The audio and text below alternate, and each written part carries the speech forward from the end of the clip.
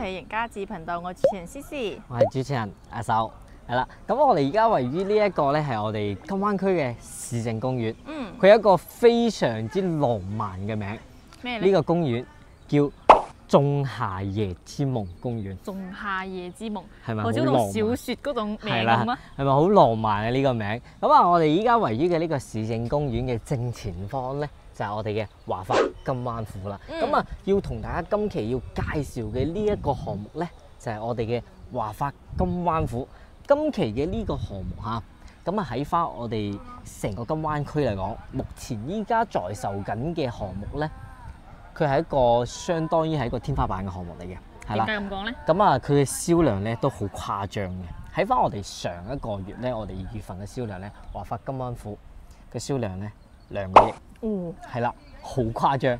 咁啊喺當今依家嘅一個房地產市場嚟講嘅話，其實都係算係一個比較低迷嘅情況之下啦。佢點解可以買到咁高嘅一個銷量咧？咁啊，其實咧好大部分嘅原因咧就係因為價錢問題啦，同埋一個品質嘅問題啦。我覺得就係呢兩樣嘢啦。咁可以睇翻嘅就係我哋華發金灣府啦推出嚟嘅項目嘅單價啦，有翻我哋嘅洋房，以及有翻我哋嘅高層嘅單位。咁高層嘅單位咧，均價18,000蚊，超過100% 嘅得房率嘅戶型格局。18,000蚊，比翻我哋周邊一啲樓價咧，仲要平翻幾千蚊一個平方啦。呢一個咧，我覺得係佢賣得好嘅其中嘅一個原因。咁第二個原因咧，就係我哋嘅質量問題啦。品質係啦，品質嘅問題。咁啊，喺翻我哋一個華發金灣府咧，俾到我哋嘅交標咧，都係非常之高嘅。咁啊，同翻我哋華發嘅灣晒1號幾乎差唔多一樣啦，係啦。咁啊，以及佢嗰個園林嘅設計咧，都係華發灣晒1號嘅同一個設計師俾我哋設計嘅，係啦。咁我哋今日嚟到呢度咧，同大家要介紹嘅咧，咁啊都知道啦，我哋上個禮拜左右嘅時間咧，咁啊華發金灣府推出咗我哋嘅 A2棟嘅洋房，係啦，去發售嘅。咁啊均價嘅話，大概都係講緊22,000蚊到23,000蚊之間嘅啫。呢一個價錢，咁啊相比翻我哋隔離嘅天茂領航灣嘅板樓，講緊都成3萬到33,000蚊一平方嘅價錢。咁啊對翻我哋嘅呢啲洋房咧，佢實在係優惠到不得了。而且實用率係非常之高嘅。實用率同埋我哋嘅品質啦，同埋嘅價錢啦，佢點解賣得咁好？就係咁嚟㗎啦，係啦。所以咧呢一個項目啊，都係我哋嚟到金灣區咧必睇嘅其中嘅一個項目之一嚟嘅。咁啊，所以咧令到大家，包括我哋嘅香港同埋澳門朋友啦，以及我哋一啲內地嘅一啲剛需嘅朋友，都係非常之睇好我哋嘅身後嘅呢個項目嘅，係啦。咁我哋今日咧來帶大家睇嘅咧，同樣係睇翻我哋嘅洋房。咁咧就唔係睇翻我哋嘅 A2棟咧，因為 A2棟咧推出嚟個零禮拜咧就賣得七七八八㗎啦，嗰啲單位咁啊賣得非常之快啦。咁啊呢冇咩好多嘅靚嘅樓層俾到我哋去選擇啦。咁我哋今日帶大家嚟睇嘅呢一座咧，就係我哋嘅 A2座嘅單位。咁咧係我哋一個1樓嘅單位嚟嘅，係啦。呢一個1樓嘅單位咧，單價21,000蚊，非常之優惠。總價都係250出頭。係啦。總價咧都係講緊250萬左右嘅價錢嘅啫，117平方，得房率超過100%。大家跟住我哋鏡頭，馬上大家睇下。咁啱先啦，同大家介紹咗我哋今期同大家介紹嘅特色戶型啦。咁啊真係屬於我哋身後面呢個C棟嘅1樓嘅單位啦。咁點解要同大家介紹呢一個單位咧？咁啊作為我哋喺翻金灣區嚟講嘅話，依家非常之熱門嘅之一啦，咁咧即係嚟到今晚咧就必睇呢一個。咁今日同大家介紹嘅呢一個1樓嘅特色戶咧，117平方，咁啊其實推到總價咧講緊都係250萬度嘅價錢嘅啫。咁啊相當於21,000蚊嘅均價，喺翻今晚區嚟講咧，真係確實非常之平啦。咁啊相對於我哋嘅粵海10貴府啦、天茂領航灣啦，以及我哋嘅華發國際半島咧，比佢價錢仲要低，交俾我哋嘅質量咧，比佢哋仲要高。所以咧，我哋同大家去介紹下我哋嘅呢一個金灣府嘅洋房啦。咁啊喺翻可以我哋左手邊可以睇到啦。咁啊，我哋1樓嘅呢一個單位咧，同翻以往我哋以前嗰啲其他項目嘅一樓係唔一樣嘅。咁可以睇翻我哋一樓嘅呢一個單位嘅話，佢出邊咧係有我哋嘅綠植咧，將我哋嘅呢一個私隱度咧提高咗嘅。咁住得一樓咧，我哋個人咧最值得去大家關注嘅一個點係咩咧？就係、是、我哋嘅私人性。咁我往往咧喺翻我哋一樓咧，好多人人來人往咁咧，就會睇得到我哋一樓下邊我哋客廳嘅情況係咪？但係我哋今晚嘅呢一個一樓嘅會咧，就完全係睇唔到嘅。將我哋一樓嘅客廳個視線講咗，又唔影響我哋嘅採光之餘嘅話，其實我哋覺得佢發展商呢一塊係做得非常之好嘅。咁啊，新頭嘅呢一度出嚟大家睇睇。係啦，小心啲啊！咁啊，跨翻過嚟呢一個位咧，就係屬於我哋嘅後花園。但係咧，好老實同大家講咧，呢一個後花園係屬於公區嚟嘅，唔係我哋自己去使用嘅，唔係私人。係啊，唔係私人嘅。咁啊，其實行翻出嚟嘅呢一個位置咧，大家就可以睇到啦。嗱，呢一邊我哋望翻出嚟咧，都有我哋嘅綠植，有我哋嘅圍欄，呢就係遮擋嘅。即係相當於咧，我哋喺翻無論係屋入邊去望翻我哋嘅樂園又好啦，或者係望翻我出邊嘅後花園呢一邊都好啦。其實我哋嘅後期呢一個花園嘅面呢個位置咧，係唔會有人行嘅。隱私性會比較高咯。係啦，隱私性會比較高啊，唔同咧以往嗰啲一樓嘅戶型啦，咁你係啦，人嚟人往行出行入咧都可以睇得到你屋企入邊係喺度做緊啲咩。咁我哋身後嘅呢一個門咧就係、是、我哋嘅消防通道門嚟嘅。咁啊，呢一個消防通道門咧係我哋一個常年都係上閉嘅一個狀態下嘅，所以一令到我哋嘅呢一個花園嘅即呢一個位置咧係唔會有人行翻嚟入嚟呢個位置嘅。所以咧，大家跟住我哋嘅鏡頭，咁啊其實講得再多出邊再好都好，咁我哋都要入翻去睇翻佢個來龍到底係點嘅。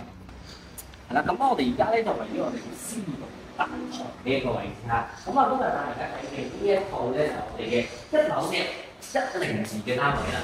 咁我哋嘅102嘅單位咧係117平方嘅單位，咁 total 講緊咧總價都係250萬樓下嘅啫。其實相當於呢一個價錢200零萬咧，喺金灣區嘅呢個核心嘅地段咧買到個咁樣嘅洋房咧，確實嘅非常之抵嘅。大家入嚟望望。咁啊，雙開個子母門俾到我哋咧，跟接下嚟大家睇到嘅呢啲咧，全部係我哋交樓標準嚟嘅。咁啊，作為我哋華發金灣府咧，相當即係喺翻我哋金灣區呢邊咯，交樓嘅標準咧，相當高，都係相當高嗰個。係啦，咁啊入翻嚟咧，可以睇到我哋四個廳位，好誇張呢個。冇咩咁大。係啊，係啦，好誇張嘅呢一個廳位。咁啊，我哋睇翻我哋最緊要嘅嘢先。嗱，出翻嚟。正前方呢度就會俾我哋嘅綠植咧係擋咗嘅，擋咗我哋嘅呢個位。咁咧喺翻我哋嘅人行呢一邊咧，就會睇唔到我哋客廳入邊到底嘅情況係點樣㗎啦。咁啊令到我哋嘅隱私性咧確實咧係提高咗唔少嘅。如果係冇呢啲綠植嘅情況之下咧，咁啊其實一樓嘅隱私性係非常之差，其實都唔建議大家去進行一個考慮嘅。而且陽光好嘅話咧，直面曬翻入面嘅採光係非常之唔錯嘅。嗱，家陣咧係3點鐘嘅時間嚇，咁我哋依家嘅採光咧，其實喺呢度，其實我哋嘅採光係非常之好嘅。我哋係完全冇開燈嘅狀況之下，因為我哋前後咧，因為前後冇遮擋啊嘛。咁你唔同翻好多以往嗰啲板樓嗰啲洋房咧。好多都係樓門口非常之近嘅一個距離嘅，但係我哋而家呢個唔會，係啦，呢個唔會。咁你會有啲朋友有啲疑問啦，俾翻我哋就係其實我哋呢個綠植擋咗以外嘅呢個位置，我哋可唔可以用咧？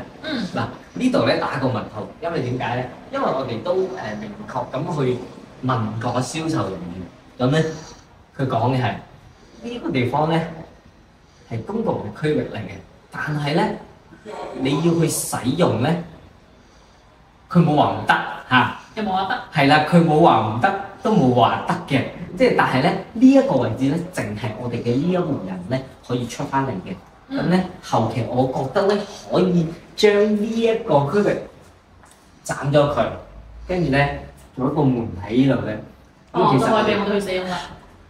都話可以咁理解，係啦，你可以咁去理解，因為我哋冇辦法去俾多個好確定嘅答案俾你，一定可以使用嘅，係啦，因為呢度咧只有我哋呢一伙人去行到出去嘅啫，係啦，咁啊可以睇翻我哋嘅餐廳呢部分咧，咁啊其實餐廳咧就係一個正常規格嘅餐廳嚟，就擺翻個大嘅圓台，即係或者係標準嘅4到5嘅餐台都好。係啦，冇錯。咁啊，包括嚟講嘅話，你可以睇到啦，我哋嘅陽光咧都係非常之充足嘅呢個狀態之下。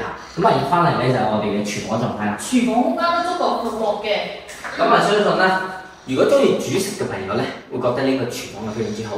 咁啊，同時容納4個人咧5到6個人都可以，我覺得。都 OK 嘅呢個廚房，因為大嘅英型廚房咧，你可以睇到。我哋嘅操作台面咧係非常之多嘅，咁啊因為我哋個爐頭呢啲未裝啦，對接膠樓咧都會裝翻俾大家，都係原真用翻我哋嘅方太嘅啦，包括我哋頭頂嘅涼霸啦，都會全部有埋嘅。而且咧，佢嘅廚具夠晒多啊，入邊嘅收納空間都係完全夠晒嘅。佢嘅吊櫃呢啲係做得非常之好嘅，包括啦我哋標準嘅標準嘅雙開門大冰箱啦，連埋咗我哋嘅電視牆嗱，佢呢個係家居。係啦，呢個係交標嚟嘅，講翻個項目咧交付俾我哋嘅呢啲咧，全部啲大理石塊，咁咧佢因為咧佢都係用咗我哋一個比較好嘅材料去同大家去交付呢啲電視牆嘅，咁包括嚟講嘅話，我哋呢啲園林咧都係同華發灣仔一路同一個設計師去設計嘅，或者我嗰個 feel 同灣仔咁似啦。係啦，所以咧，我哋嘅成個項目嘅一個感官上邊啦，係非常之舒服嘅。咁啊入翻嚟咧，呢個咧就係我哋嘅第一間嘅客圍。咁啊客圍呢邊嘅話，你睇到呢啲咧，全部我哋交樓標準啦，相對面積係非常之闊落嘅，117平方嘅單位，我覺得俾到我哋咁樣嘅開間咧，令到我哋非常之舒服嘅。咁啊入嚟啦，第一間房啦。咁我哋一間房可以睇到啦，我哋嘅客房就上擺翻我哋大嘅 King size 嘅大床啦，都可以做到3邊落床嘅。係啊，都 OK 嘅。咁啊後期咧呢度你可以睇到現時就係我哋好真實嘅採光狀態。依家係冇乜太陽嘅情況之下，都咁光猛嘅一個光線。咁啊後期咧將呢啲嗰啲膜咧撕咗佢之後咧，咁個會慢啦。係啊，拆咗佢就會做到好多。跟住呢度咧就係我哋後花園向住後花園嗰個客房啦。相對嚟講咧，其實面積咧都係比較闊，佢每一間房俾到我哋嘅一個尺寸咧都係比較大嘅。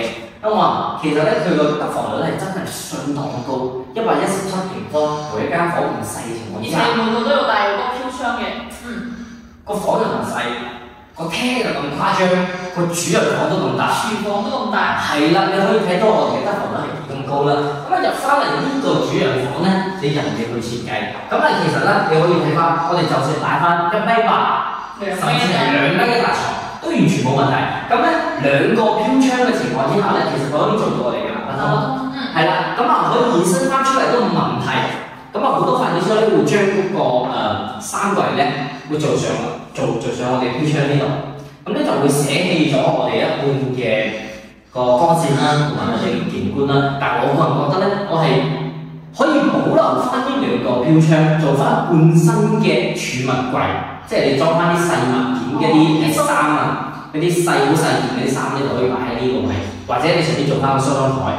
跟住咧個3櫃咧，我覺得可以 set 喺我哋腳底呢度。哦，呢一邊係啦，可以 set 翻喺呢度腳底呢度，因為我哋前方呢個位置咧係完全足夠嘅，個面積係完全足夠嘅。係啦，呢一個咧就我哋今期同大家介紹嘅117平方嘅單位啦，俾到我哋嘅感覺咧，其實始終都係價錢嘅問題。價錢優惠係啦，價錢優惠250萬 total 嘅價錢咧，其實我覺得咧，大家可以進行一個考慮嘅。如果喺屋企有兩家嘅情況之下咧，其實呢一樓嘅單位咧都唔係話唔得嘅。咁咧有啲唔好嘅地方喺邊咧？就係1樓相對嘅噪音咧會比較大翻啲，係啦，因為出邊咧行過或者有人大聲講嘢咧，我哋係聽得到嘅。呢度係一個唔好地方。自己冇其中翻個隔音個玻璃窗都得㗎。跟住咧，仲有一個咧係咩咧？就係我哋嘅1樓咧。會有我哋嘅石塑線，係啦，我哋嘅5害咧蚊啊，可能呢樣嘢咧會比較會比翻我哋上邊咧會差翻啲啦，係啦。但係咧華發嘅園林呢邊做翻嘅咧就係每一個禮拜啦都會有我哋嘅滅5害嗰個措施，係啦，處理措施喺呢度俾到大家嘅，就唔係話點啊？因為喺翻珠海嚟講，環法嘅物業咧，其實都係做得非常之好嘅，係啦。咁唔好嘅地方就喺呢度啦。但係咧，相對嘅價錢250萬總價。係洋房喎，仲係我哋花園喎。咁啊，唔知大家又點睇咧？今日同大家介紹嘅呢個117平方嘅特色戶型咧，算係喺翻我哋1樓嘅 total 總價250萬嘅價錢，係啦。咁你就可以攞低一個咁樣嘅一個單位。咁咧，如果係你哋覺得點咧？如果有對呢個項目感興趣嘅朋友咧，可以聯繫我哋右上方電話，會帶你到實地嚟進行一個考察嘅。咁下期再見啦，拜拜。